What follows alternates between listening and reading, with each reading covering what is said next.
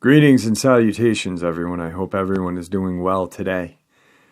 Today's guest is a man that I look up to, and I value his friendship. One of the best storytellers on YouTube today. Before we get into today's upload, though, a couple links. As you know, I rely on my Patreon, my PayPal, and my merch to help this channel to continue to grow and go. All of those links are in the description below. I also have a second channel for creepypasta, fanfiction, and scary voice acting. Stories that, well, they just don't fit on this channel. Now, if that's anything that you're into, follow that link and give those stories a listen. You may just like what you hear. Now I've taken enough of your time. Let's get on to talking with Dark Waters. Shall we? All right, everybody. Tonight I have a guest that I am very stoked to have on, for lack of a better word. He is an idol to me. He has done everything from radio to his own albums. He's actually pretty much kept me in the game just by having a couple of choice words. Dark Waters is on the show right now. Dark, how are you today? I'm hanging in there. What's happening with you, baby? You been all right? I've been good. I've been good. We had a talk a couple of months ago, and since then I've just nailed it down and kept going, head up, and that's the best way you can do it. So, I've got a couple of ways that I want to do this. I kind of want to do an interview, but kind of just two guys bullshitting. So, the first thing I really want to ask is, what got you into cryptozoology and the field that we are both in? Me being stupid as hell is what got me into it. So anybody who's been around a while, you can go back and find where, I was talking trash, like, I knew there was a Bigfoot and stuff like that. But it started with Dogman. I was like, man, ain't no such thing as this Dogman. And so I freaking went out to try and go to Taylor, Mississippi, where there's, insane Dogman activity to this day. And I ended up getting left on the side of the road by myself after dark with these things kind of running down on me. And I had my own Dogman encounter, just being stupid. Honestly, that was just the dumbest crap I've ever did. And I would never do anything like that again. And so from there, I went through the process of trying to really figure out what those creatures were. And then once your context expands, and I tell people this all the time, like, don't go looking for things like Dogman, Bigfoot, the faceless man, because once your brain changes and realizes that something like that is real, there's no box for you to compartmentalize and put it in mentally. So you have to create a box and create some kind of rationale and create something to put that experience in, or else it'll drive you crazy. So then I really dive deep into kind of Dogman and cryptids and everything else, and finally get to a point where I have a greater understanding of it, and I'm comfortable with the subject. But it was just pure stupidity that pretty much put me in that situation. That was just dumb. Like, I tell people all the time, that was the dumbest thing and I've done a lot of dumb stuff in my lifetime, man. That was just dumb. I've done a lot of stupid stuff. All right. That was just stupid. Now, you are probably known as, well, in my eyes, and I know a lot of people view you as a very talented storyteller. One of the best stories that I have ever heard is the siege at Locket Ranch. Have you ever been to the ranch yourself? No, there's no way you can go to that ranch at this point in time. Just to give you the backstory about that whole thing, the same time period where I was in Taylor, Mississippi, the gentleman who I actually went up there with was a guy named Skip. The time frame, is when I started learning about the historical background of Taylor and that about 100-mile radius area around there, because most people think all the Dogman activity happens in Taylor. It's actually about 100 to 150-mile radius around that area where that activity is. And Skip was the one that introduced me to the family members that had that story and had that encounter.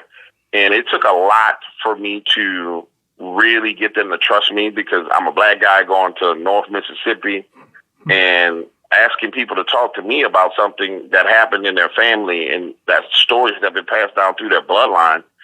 And they're like, well, why should we tell you this story? Why should we share it with you? You're going to embarrass us. You're going to make us look stupid. So it took a lot for me to get that story and finally get it out to the public. And I did. And then after I did it, I regretted it, because people started going there and doing stupid stuff, trying to track them down.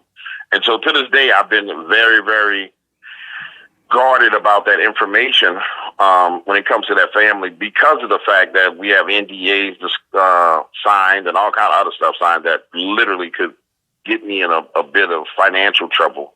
But just so you'll know, if someone's told you they went to Locket Ranch, that's not possible. Locket Ranch is underneath the lake right now. It's not possible for them to do that. So if someone's out there on the internet, yeah, I went back to Locket Ranch, like, you a lying SOB. It's not possible. It's not possible. But you have to understand the history of that area to know exactly where that land is located and why that land was taken over by the government and a whole bunch of stuff that happened in that area. Okay. All right. And another one of your greatest stories, Dogman Island. Everybody, I've spoken to a gentleman who I interviewed, BD. He lives in Louisiana as well. And he honestly it was 100% sure that island is full of Dogman and somewhere in the bayou. Is that anything that you've been close to or not, or just you? Oh, hell no. Okay. I'm not gonna, no. I would never. This is the one thing you can know right now. I'm not going after my encounter. I'm not going anywhere near those things. Now, if it's somebody I love and I really care about, I'll go pick them up from that area, but the car is going to be rolling. They're going to need to run and jump in the car. I'm not messing around. But what I can tell you is, the way those stories came about and the way I got that information is kind of exactly what I started doing more of recently. And I've given out kind of my secrets. Back then, I was literally marketing to newspapers and different areas, in small town areas for various encounters. So you take a small town newspaper and you tell them, look, I'm gonna pay you $500 to have an ad in your paper the whole year. And they don't make any money. They're gonna run that ad, right? They'll give you a full page ad. So I was marketing and getting stories, and then eventually I started getting kind of the people was like, oh, you're fake and you're fraud, and I don't really believe what you're saying. And another guy down in Homer had told me about the island. I was like, okay, well, cool, it's all good. And so I ended up talking to one of those jackasses, pardon my language, that was challenging me like I'm lying. I said, okay, well, here's the area. Go down there and ask around and somebody will tell you. And so he's like, no, I'm going to go. And that guy actually went there and found the location and went and had a horrific encounter. But his encounter from that story wasn't the very first one. There was a couple of more that people shared with me. I just haven't shared those stories because I hold on to a lot of stuff, because there's really not that many Dogman encounters that people have. Period. Like now, I'm literally generating Dogman encounters because I'm giving people the coordinates and they're crazy enough to go there. So I think one of the biggest misconceptions that people have when it comes to Dogman is that somebody's seeing them every day. That's not happening, bro. Right. Like you gotta be in the right area. Like the coordinates I put out recently, you go there, I can guarantee you're gonna run into something. It may not be Dogman, it may be Bigfoot, it may be a bunch of witches sacrificing some chickens or dogs in the woods. You're gonna run into something, because those are extremely active areas. So I guess to answer your question, I did not go there. I don't plan on going there, and you won't find me going there. Like right now, I sit on a board of a new startup company that has to do with Dogman, and they want to pay me money to go do something in the area with Dogman. It's been a month, and I still ain't did it. And they're like, man, when you going to take care of the business? I'm like, dude, I need to send some people down here with me. I need about 9 people. I'll take them there, but I need about 9 people with me. I'm not just going over there by myself. You're crazy. Like, you're insane. Right. Because I know exactly where they are, like here locally. Like I could literally, we could walk. No, we can't walk, but we could drive there, get out the car and walk, and we're going to find them. Yeah. If that's one of their areas. Yep. Now, that's something that you just said, that coordinates and locations really interests me, because where I live in upstate New York, I am in between the city and Canada, and the Hudson Valley area. I think I forget her first name, but her last name is Zimmerman, and she's written about that Hudson Valley being full of Satanists, paranormal activity, Dogman, Sasquatch, you name it.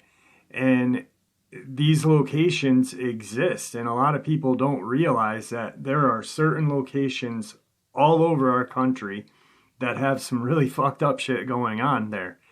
And, you know, like you said, it's not a place that you want to go to.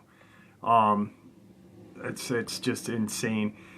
Another thing that you have a couple of stories about 2 guys, Steve and Roger. Are they your friends personally? Do you or did they just contact you one day and say, hey, this is what happened in Venezuela? So the way that started is that was crazy. So they contact me out of the blue. Back in those days, I had my Darkwater, so I would give out the kind of Darkwater cell phone number. And, you know, if I didn't want to talk to people, I would just turn it off and throw it in the drawer and turn it back on and check the messages or tell people to call me. Well, I get a call. This is right after I get a visit at my house on Robert Street, Uptown. I think I told the story. This is when I had the guy sitting outside in the white car. He sat there for a couple of days, and then I confronted him at the car, and he clearly was... I didn't scare him at all. Like, me having a weapon didn't bother this dude at all. Something was wrong with him. So he and I ended up having a couple of conversations, and that was in reference to the stuff that was going on in Taylor. And right after that, about 30 days after that, is when I got the first phone call from those guys. But it was on my regular phone, which nobody had that number except for maybe one person. Yeah, one person had that number, and he wouldn't have never given that number to anybody. And so they just reach out and say, hey, we have a series of stories we want to tell you, but we need to kind of look at your background and see a little bit more about you, but we want you to know about us, and we want you to tell these stories. And it's like, okay. And so we go through the process of talking, and they tell me the very first story. And that very first story was the one about them hunting Bigfoots in Alaska. And I was like, this is a whole bunch of bullshit, man. Like, I was straight up. I was like, yo, you calling me on my phone. I don't know how you got my number. This is a bunch of bullshit. Like, I don't even know what's wrong with y'all. And then he said, well, what would it take to prove that I am who I say I am? I said, okay, you say you're wealthy. You say you got this. I said, send me your financials for your 2 companies. I said, send me the financials that come from the audited financials that come from your accounting department, right? It's like, sure, no problem. And I'll send you some other stuff. Get off the phone. And I didn't give my address or nothing, because I'm like, okay, if you Billy Badass, you should be able to find all this, right? Get off the phone. A couple of days pass. I do a series of interviews, and I go out of town, and I come back, and I got this package literally outside the door, like a big old brown envelope. And I'm like, what the fuck is this? Open it up. It's the financials. It's some photos of stuff that I burnt because I didn't want to have that in my possession. And we started from there really talking. And then it went through the process of understanding, or them teaching me how to share information without sharing information, how to tell a story that they wanted me to tell without putting myself in jeopardy and risk. And then from there, it was story after story after story, great content, true stories, not made up stuff. And then I met one of the gentlemen who came in town one weekend, and we had an opportunity to smoke cigars and have drinks, and he was exactly what the hell he said he was. I mean, 100% exactly what he said he was. And then things spiraled out of control for them. I've said this a lot of times, and you're probably one of the only people who've ever dug into this.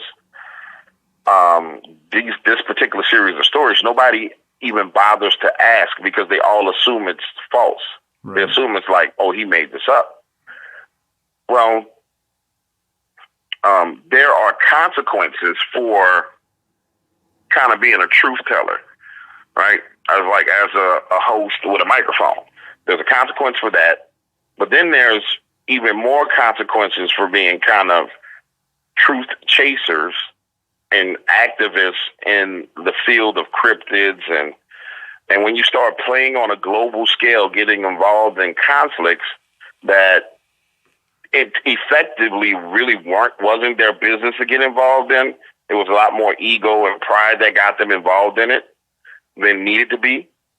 And then it just spiraled out of control for them. And now it's at a point where people are no longer here. People are in the hospital. One guy, his car blew up, and he's been in the hospital for 6 months.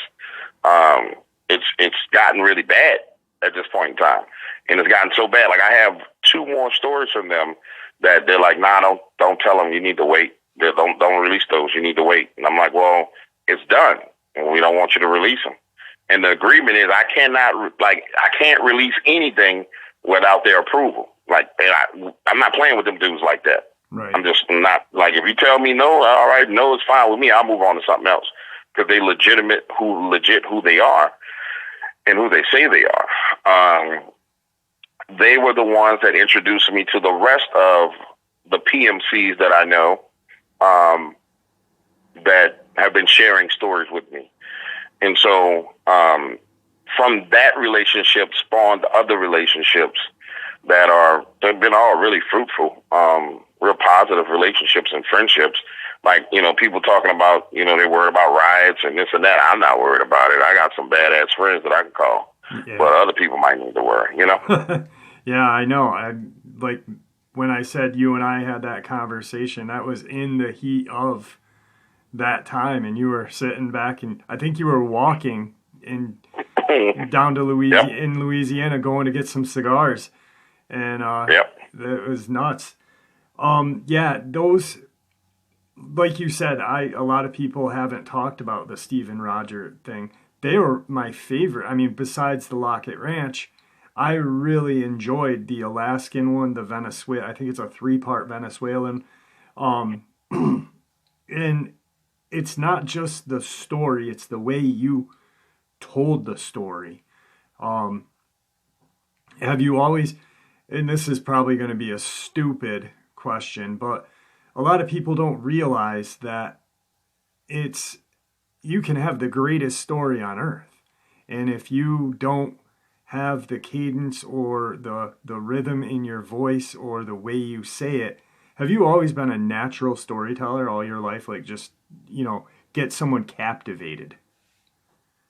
Well, yeah, I perfected that, and I've told this before. I perfected that skill from lots of nights out drinking, picking up women, hanging out, and dealing with, like, in New Orleans, it's kind of crazy because, like, down here in the South, if you're a dark-skinned man back in those days, 10, 20 years ago, if you're a dark-skinned man, like, you didn't get the same play as a lighter-skinned black man. So if you were dark-skinned, you had to have the ability to communicate, even though you were just as tall, just as handsome, just that skin tone made a difference. So you had to develop the ability to communicate at such a high level to where you were able to take a person's attention and captivate it. So I would practice literally captivating audiences. There's a place here called the Foundation Room, and it's been remodeled and renovated. It's probably closed now because of freaking coronavirus, but in the foundation room, there was a stage, which was like, imagine you're in a bar room,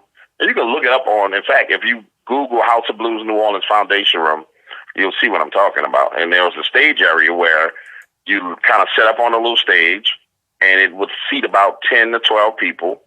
And what we would do is we would sit in that room and invite women in, or strange people we knew or people we didn't know. And the whole thing is buy as much, wine or champagne as you wanted, and we would master the art of conversation. And then that art of conversation was applied to business and financing and everything else you needed to get.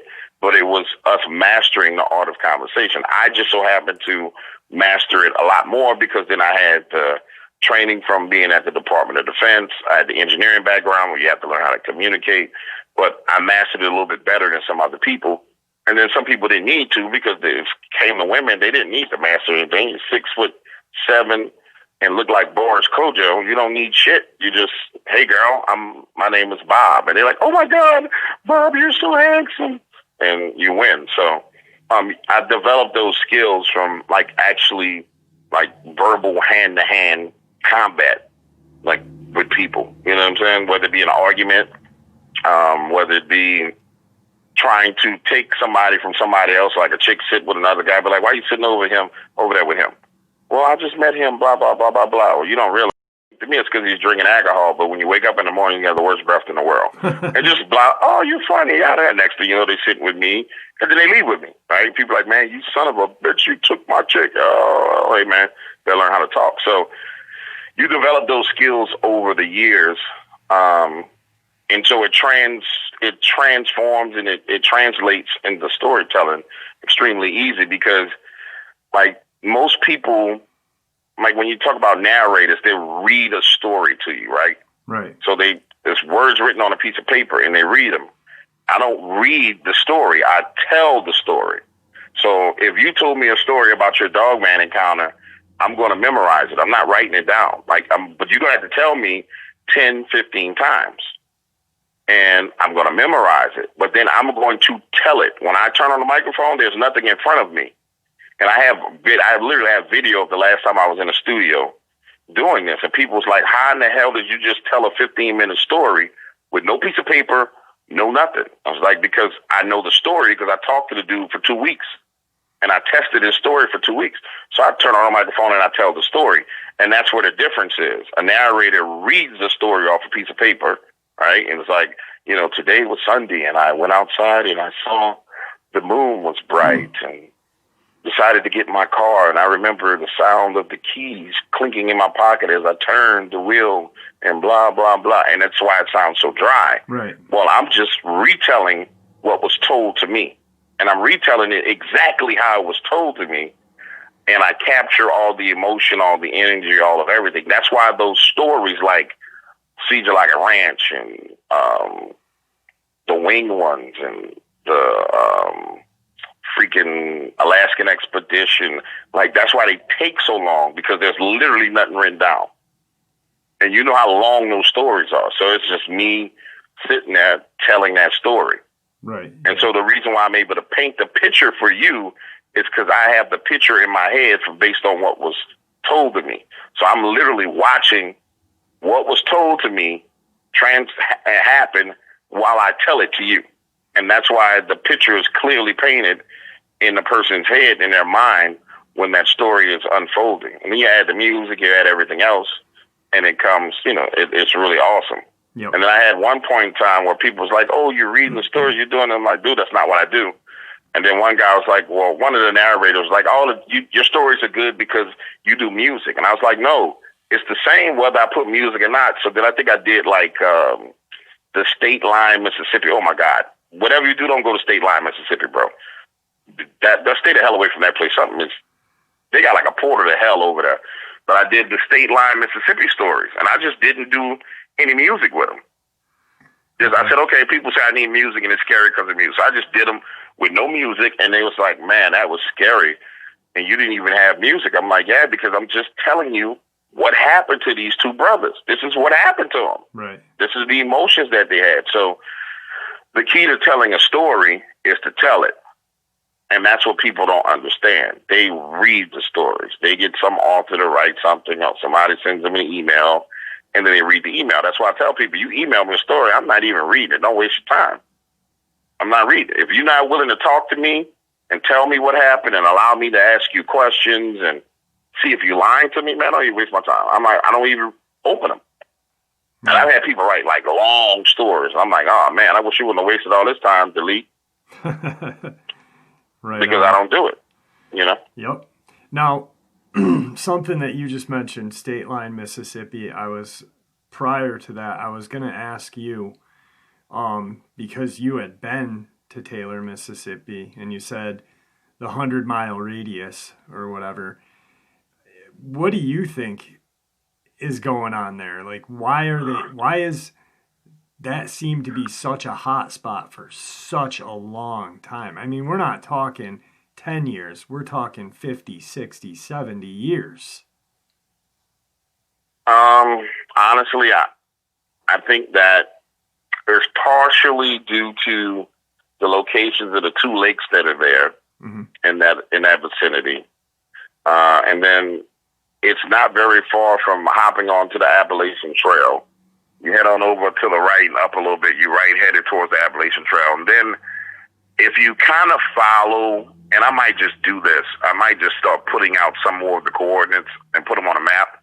I had done it in New Orleans, but I might just, if you follow a lot of the encounters and just track them coordinate-wise, you will actually find that you have encounters that come from South America through Texas, over through Louisiana literally to the border of Louisiana and Mississippi, and Texas, straight up, and they cut over, and then they start going through Mississippi and up through Tennessee. And you can literally see a migration pattern based on all of those encounters. Yeah. Which is why I never really gave the coordinates, because that's some of the most valuable information out there. And most people don't do that. They just, do an interview and hear a story, but they don't really get the actual location and plot it out. So I think that's a part of their migration pattern. I just think that in that area, there was a significant amount of game in that area. I don't know what's going on now because I haven't been there, right, and I don't plan on going back there again. But I just think that's a part of one of their migration patterns. Okay. And I think that's why you've had that activity, because the activity is not always year round. There's times where it's increased and there's times where it's little to no activity. Right. But if for example, like what has happened in the past, if it's during the season where there's a lot of activity and somebody's out there doing something stupid like putting, Bigfoot calls or screaming in the woods, then they get a lot of freaking negative attention from those creatures. So long story short, I just think that's a part of the migration pattern, and it may be a resting point for them is what I've come to the conclusion of. Yeah. That might be a spot where they're just like, okay, we chilling here for a while, and then we're going to move on. And I'm pretty sure that area, then there's another area in Kentucky that's definitely a resting spot, because and I haven't really told this because those people don't want that attention, and I learned my lesson from Taylor. Mm-hmm. There's families of people, like 5, 6, 7, 8, 9 families of people that have Dogman activity in Kentucky, and it's insane activity. Like, just, I don't know, that's some weird, freaky stuff. Right. So I think they have kind of resting areas, kind of like their pit stops where they chill, hunt, relax, and then move on for a while. That makes a lot of sense, because I had a guest, Luke, from Taylor, Mississippi. His grandfather, it was generations, great-grandfather, grandfather, dad, him. He actually packed up and moved. And I've talked about the migration pattern. The thing that you just really hit the nail on the head for me and kind of opened my eyes a little bit more. I've been looking at a map and going down. I've been coming from the East Coast, following the Appalachian Trail, going through, and then cutting over into Texas and Oklahoma, and then kind of leaving it blank there. But the way you just said it, coming from South America up, that's, that right there is some, thank you for just kind of opening my eyes right there on that one. Because I don't know why, I've just never thought about it. I'm more focused on North American, but yeah, they've got to come from somewhere. So thank you. I have a friend of mine, I'll tell you a quick story. I'm not going to say it, but I have a friend of mine. I've known him for 20, what am I, 43, so I've known him for 23 years. Dude, you will ever meet. When you know how people talk about like people being gangster and hard. Yep. This dude is on a whole nother level when it comes to that kind of street life. Like, he's the only person I ever met and know that's went down to Mexico and dealt with the cartels by himself and made it back by himself. This is how wild and crazy this dude is. And he was the first person that put me on Dogman encounters down in South America, because he listened to my stories. He's like, when I'm down there again, man, I'm just going to ask some questions and find out if anybody's heard about this down there. I was like, all right, well, holler at me. And so he tells me he's going, and I don't hear from him for months, and I'm like, oh, they done shot his behind. He did. They got him this time, And he just pops up in New Orleans, knocks on the door. I'm like, what's up, man? He's like, oh, man, I'm chilling. Come on in. He got stuff for my sons and gifts for my kids. And he's like, look, man, that werewolf, because he calls it a werewolf. He's like, that werewolf thing that you be talking about? I was like, yeah. He's like, man, that shit is all over down there. Like, what do you mean? He's like, it's all over. They have to kill him. Like, they have to shoot him because they're everywhere down there. I'm like, come on, dude, get the hell out of here. Then he started putting me on the phone with people down there. And then he started translating the conversation. He started telling me stories like, holy crap, this is insane. And so then I got location here. And I was like, wait. This is steadily moving northward. And I'm like, whoa. And it's crossing the border and then it's coming on up. And I was like, well, it makes sense that an animal that huge, that strong and that fast, it should be able to migrate as far as it wants to migrate and go wherever it wants to go. Then I started getting stories from people that worked in Border Patrol in their encounters, which confirmed, okay, so there's definitely Dogman activity on the border. Then I started getting stories from landowners on the border. And I was like, okay, yeah, that's how I came to that conclusion, is because I started talking to people. And, there's people who are, quote unquote, researchers, right? Mm-hmm. And they'll go to somebody will say they had a Dogman encounter, they'll go to the location and then they'll look for prints and and that's great. That's amazing. That's awesome. But the truth of the matter is, if you want to find out what's going on with something like this, you need as many data points as possible. So you got to take in as many conversations as you can, filter out the BS from the truth, and then you literally have to start writing it down and plotting where it happens at. And then it reveals the picture of what's going on and how it's happening. And that's the one thing that I can say I have that data on. I'm not releasing it, but I have that data. And I got the goods when it comes to that. But there's no reason for me to release it at this point in time. The way I stand on Dogman is this now. I gave everybody Blue with Blue's Dogman encounter where the Dogman ran behind in his backyard. Mm-hmm. Everybody said it was a fraudulent lie and it was fake. Okay, it's fake. Then I gave you guys the coordinates for people who want to go to find Dogman. People have gone. 6 people have gone. And it's not ending well for them. And so when it comes to the topic now, I have an understanding of why people will never get the truth. Like when someone presents the truth, a lot of the audience prefers the lie, right? Right. And so when you look at the video on Fort Pierce, you see the hocks, you see the backwards legs, you see it moving, you see it stop and look. And I'm telling people, hey, he has photos. And I'm telling people I've seen the photos, and I actually think I posted one of the photos on Facebook with it zoomed in where you can see the freaking thing there.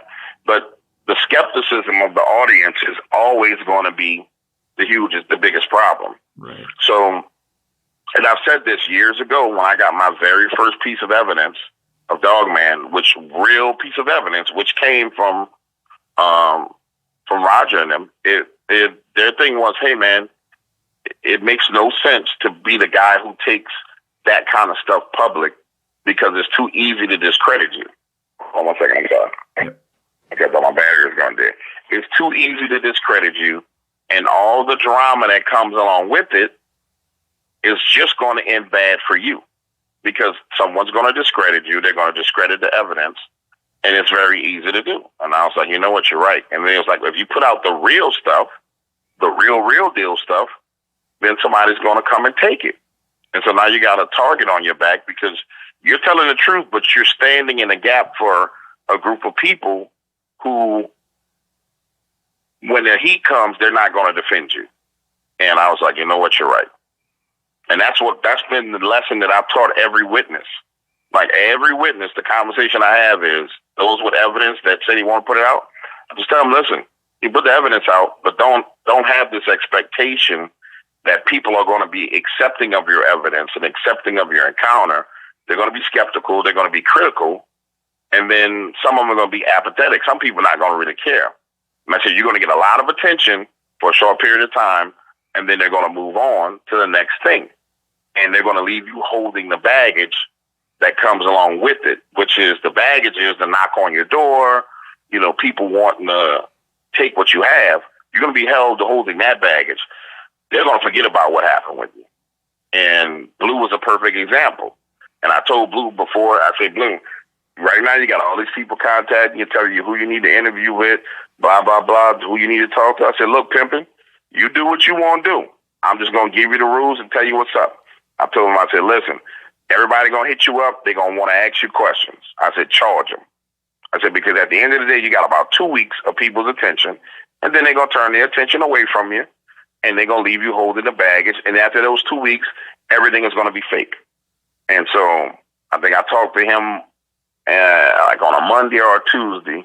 My private investigator found him. And then I didn't bother him for a couple of days. And about 3 days later, he was like, dude, I don't know who you are, but it's almost like you just prophesied the future. He said, I got all these people telling me who I need to talk to. They're telling me this person's a liar, this person's the best, this. And he said, I told them, pay me just to see what they will do, but nobody wants to pay me.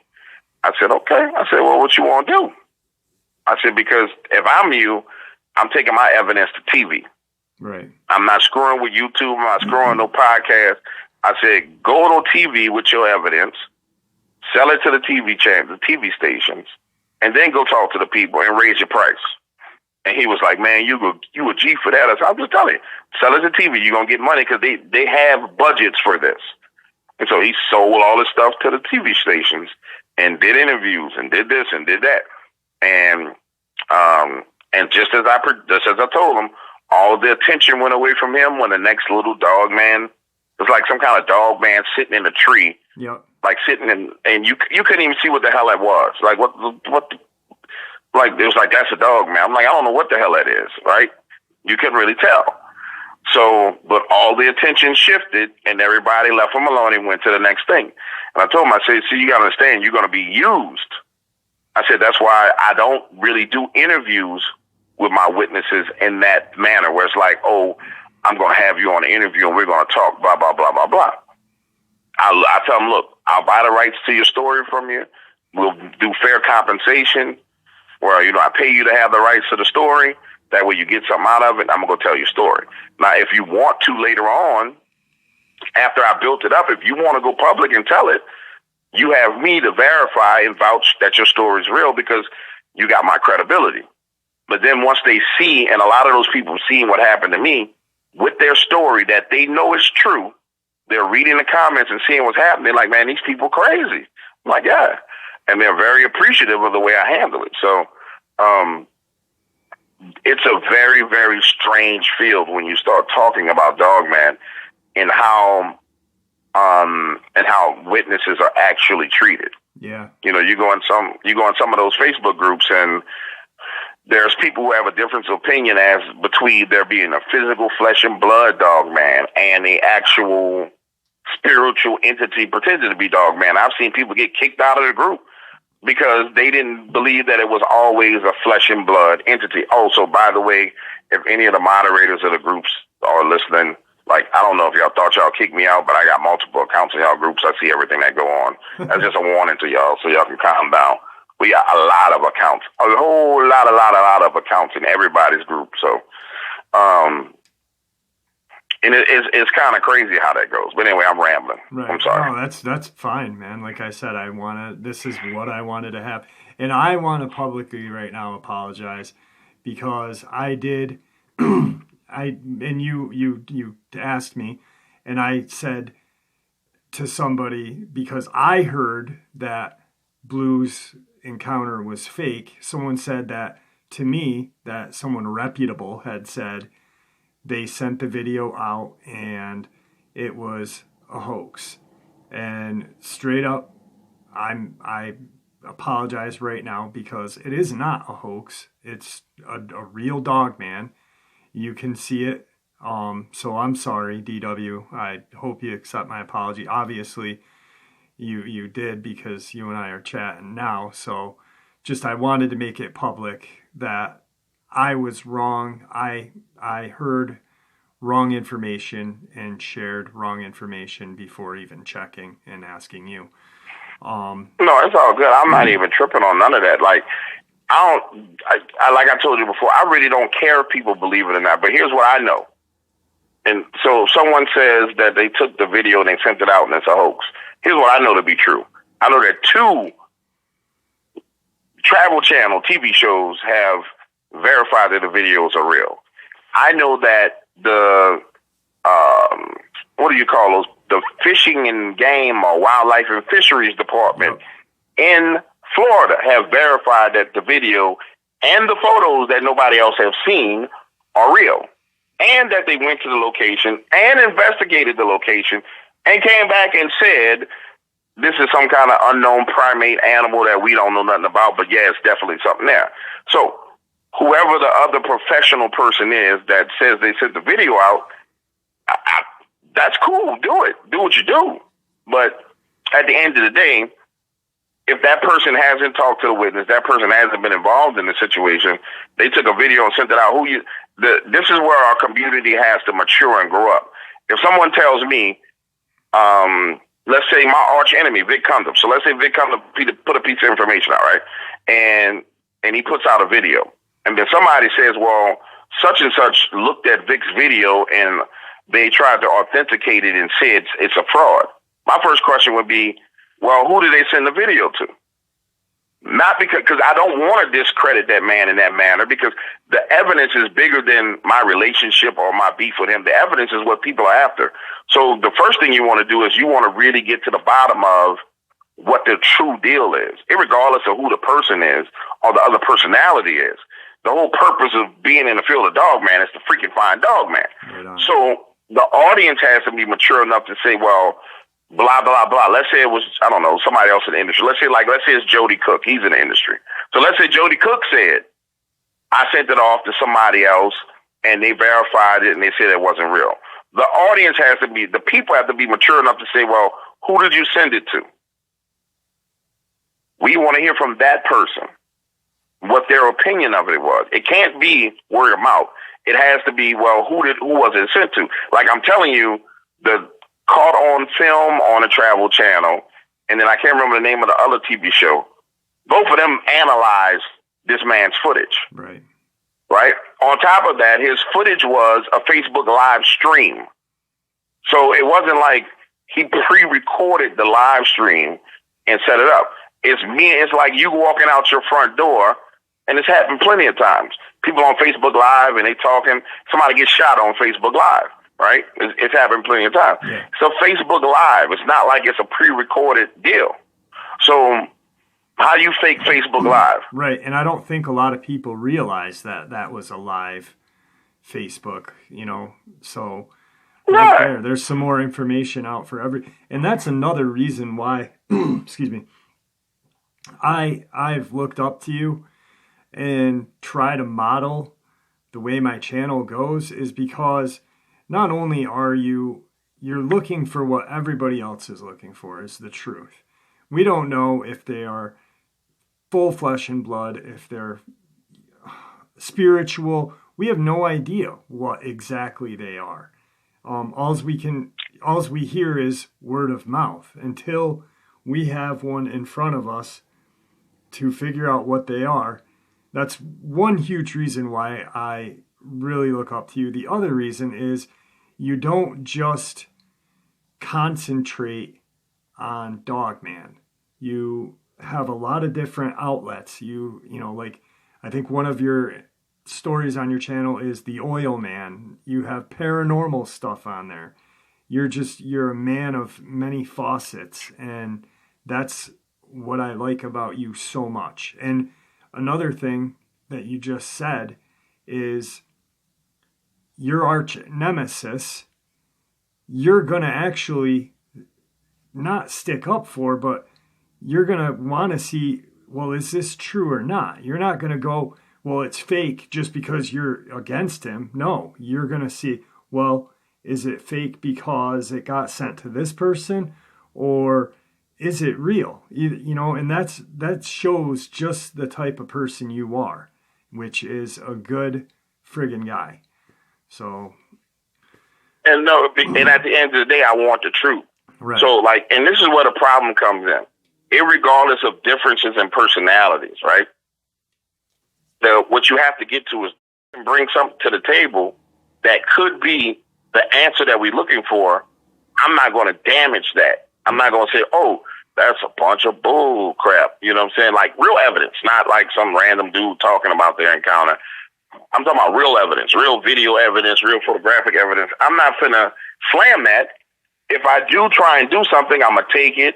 I'm going to have it audited. I'm going to have it reviewed, blah, blah, blah, blah, blah.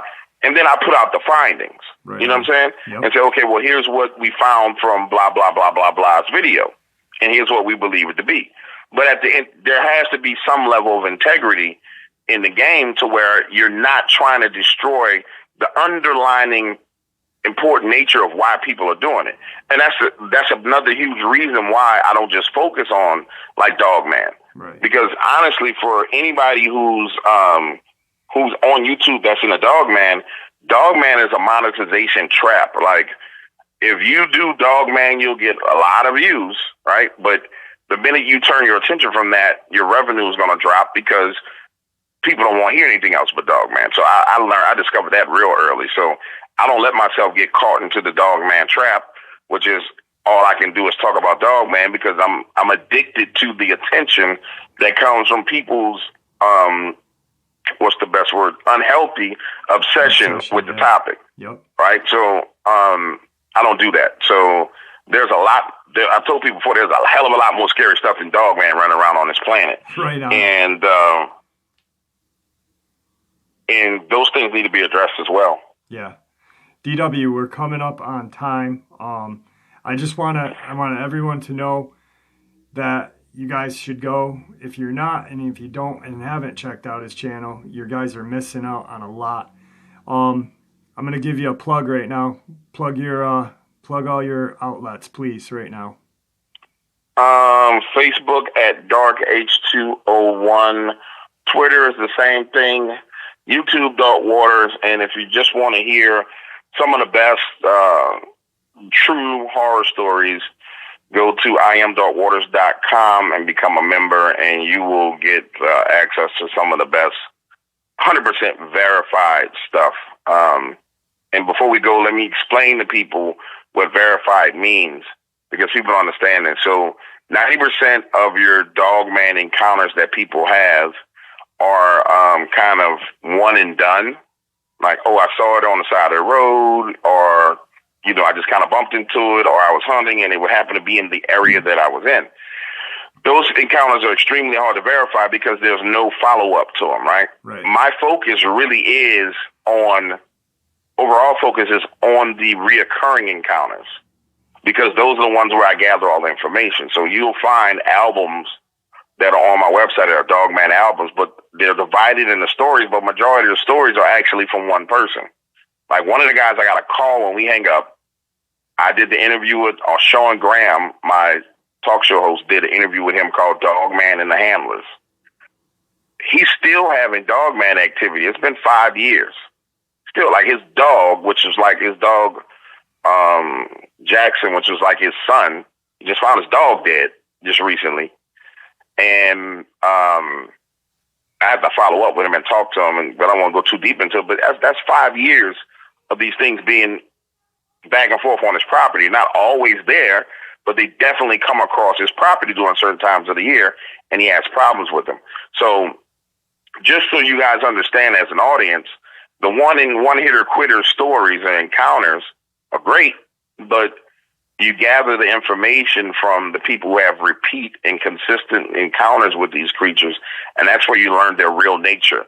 That's when I learned how they terrorize people, how they terrorize their animals, how they bait you to come out of your house at night. If you're not smart, they'll get you to come out of the house, and you're trying to figure out what person is outside doing something, but it's actually them. Stuff that most people don't really even have a concept or clue that Dogman does.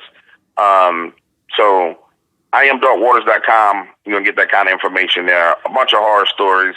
And then if you use my search bar and really search there, you'll find all kinds of other stuff. Articles on genetic modification that support some of the stuff out of the stories out of China, like all kind of stuff. The people who really research what I say completely end up being freaked out. The last guy who really, he called me, he said, "Hey man, I'm going to do a deep dive into all the stuff you say in your stories." He called me a month later. He says, "Man, I don't know what to do. I think I want to move." I was like, "Well, where are you going to move to?" He said, "I don't know. I think I want to go to Mars because I've been researching the stuff you're saying and I've been finding it. And I found what happened in Venezuela. I found what happened." I said, "Exactly." I said, "People just don't want to look." I said, "But if you look, you're going to find the evidence of what I talked about." So, you'll be amazed at what you'll find at that website. Awesome. DW, thank you for coming on. I really appreciate it. Nope. I appreciate you having me on. And anytime you need me back, let me know, brother. I'll be here. All right. Have a great night. All right. Good night.